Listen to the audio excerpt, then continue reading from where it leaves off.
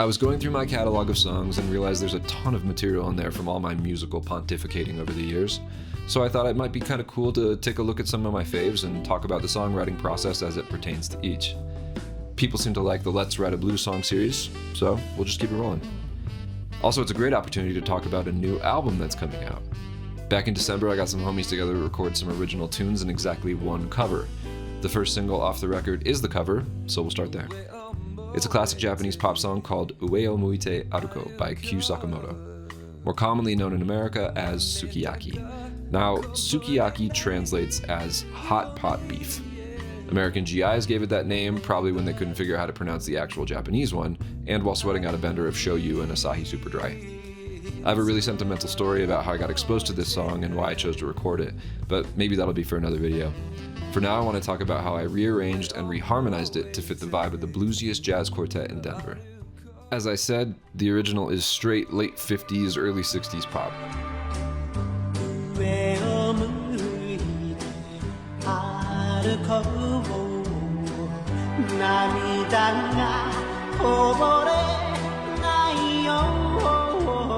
So the first step was getting the tempo and chords right.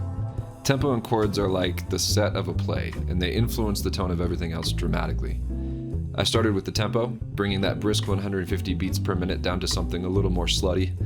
We never set a click track on any of these songs, but it ended up being around 70 BPM. Next, we needed to blues up the chords.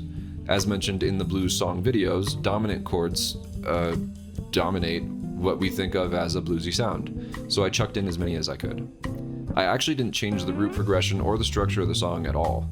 Back in the day, pop music and jazz were one and the same, so the structure already followed a perfect AABA form. Once I had all of that in place, the melody needed some slight adjusting to fit the new blue notes, but honestly, that wasn't that dramatic of a shift either. Really, the vibe comes together with the instrumentation. Austin Haas, the intrepid drummer for this quartet, is laying down a thick, even eighth note backbeat. Then there's Dan Gombe's tenor sax with the 70s Saturday Night Live vibes. Finally, the upright bass of Brendan O'Donoghue and my Gibson SG into a Supro amp bring the chords to life with a punchy rasp. I sing the song in the original Japanese, but being pretty flagrant with my American accent. I asked my cousin Drake, who lives in Tokyo, if that would be annoying to Japanese listeners. He said, it's a vibe, so roll with it. The inspiration comes from the soul, blues, funk, gospel jazz that got so much traction in the 60s and 70s. Groups like Cannonball Adderley's playing Joe Zawinul's Mercy, Mercy, Mercy, Les McCann and Eddie Harris's Compared to What, and my personal favorite, Mose Allison.